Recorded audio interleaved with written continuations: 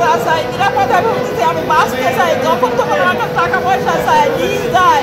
আমি কোথায় থেকে দিব? আমার কিছু নাই ঘরে, আমার মাথার তেল নাই।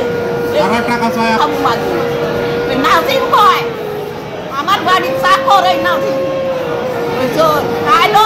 আমাকে হুমকি দিয়েছে। আমি বাড়ি ছিলাম না, আমার স্বামী দেখে আসেন আপনারা প্রিয় দেশবাসী, কি অসুস্থ।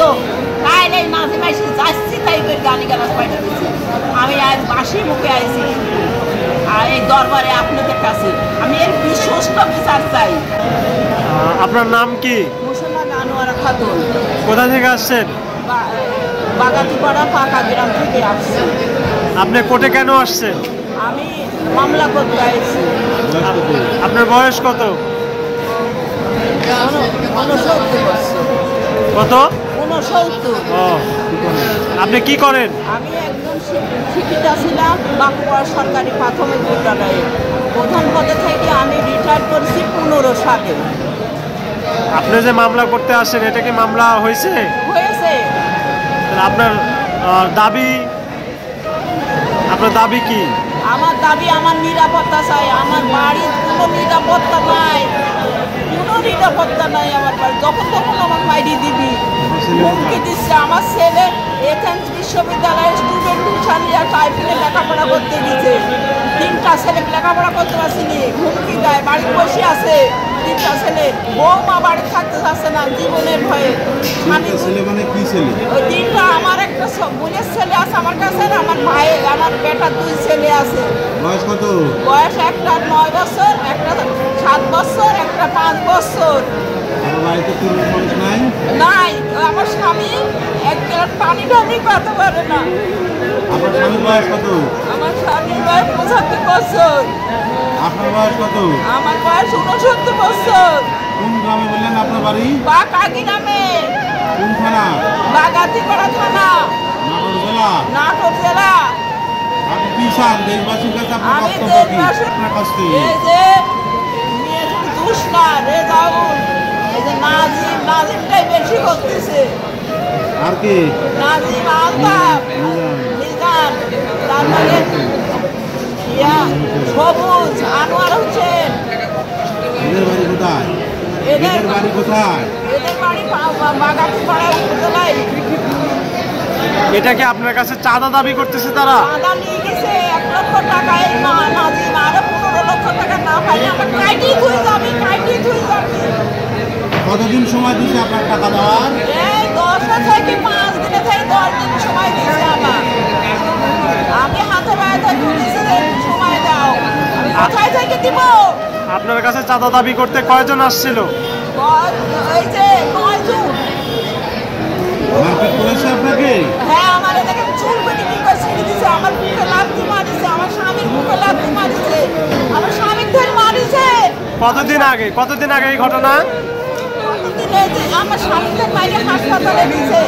আমার 19 নয়।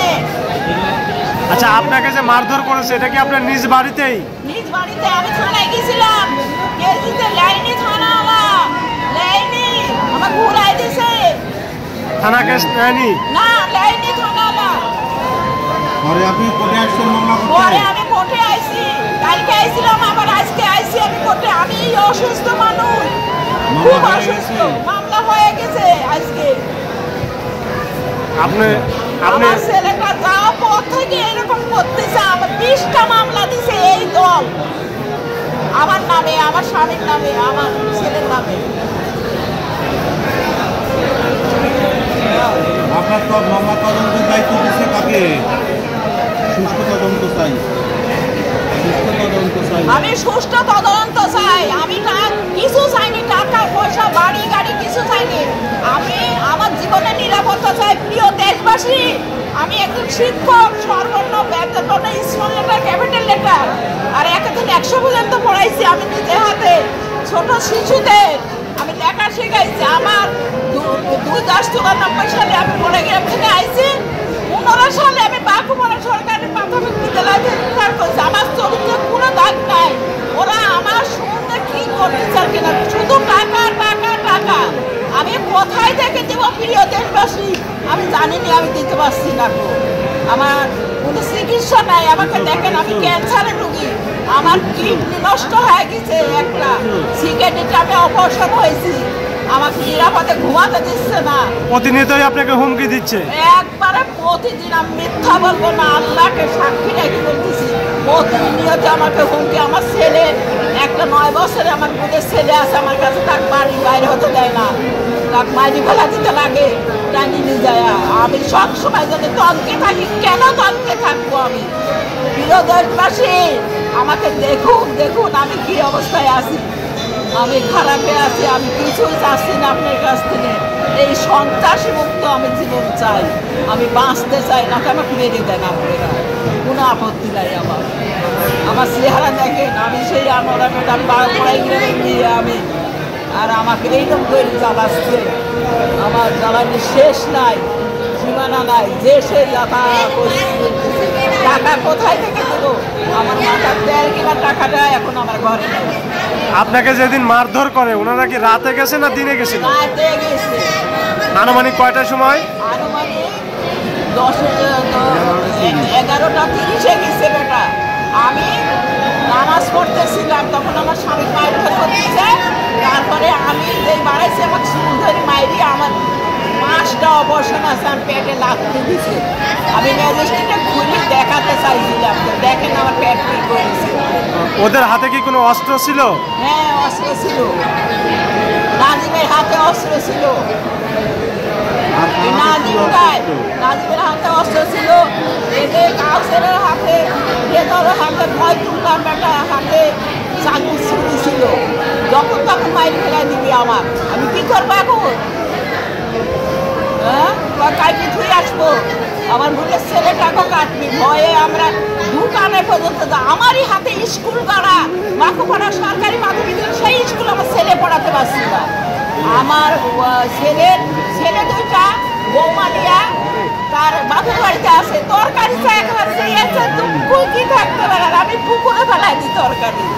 আমার জীবনে দুঃখ শেষ, আমি আর বাঁচতে চাইনি। আমার কাজী দেন আপনারা, এই সন্ত্রাসী থেকে মারি দেন, নাতে সন্ত্রাসীরা মুক্তি দান করেন আমার জীবনে। বিচার করেন আপনারা, বিচার করেন, আমি বিচার চাই। আপনার এখন দাবি সুষ্ঠু বিচার? সুষ্ঠু বিচার। আমি আমি মুসলমানের দিয়ে 5 খান শরীরে মাথায় দিয়ে বলবো, আমি সুষ্ঠু বিচার চাই, আমার কোনো দাবি দেবার লাগে না, জানিয়ে গেছে নিদায় না, আমার কোনো দাবি দেবো নাই টাকা পয়সার, আমি চাই সুষ্ঠু বিচার, সুষ্ঠু বিচার, আমার আর কোনো দাবি নেই। আমার ছেলেটা গেছে, আমার ছেলেটা তো আরামে থাকতে পারছে না, খালি কেস খালি কেস খালি কেস, কেন এখন তো স্যার?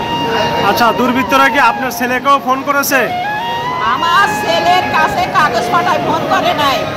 আমার ছেলে কেস কেস পাঠায়, আমার ভয় দেখায়, তো কাঁদতেছি রক্তে ঢেলে তৈরি, আর কয় যে ওই শালা নাই বাংলাদেশ থেকে, ওই শালা জেলে আছে, টিভি ধরে রাখেছে, শালার মায়ে এখন জবই করব। কেন? আমার ছাত্র জজ, ম্যাজিস্ট্রেট, হাকিম পর্যন্ত আছে।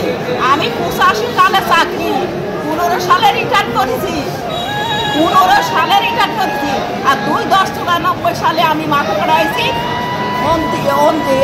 তারপরে 15 সালে রিটায়ার করেছি। তাহলে এক স্কুল আমি থাকতে চাইনি, আমার জোর করে রাখিছে অফিসার, আপনাকে স্কুল থেকে অন্য স্কুলে যাতে দিব না।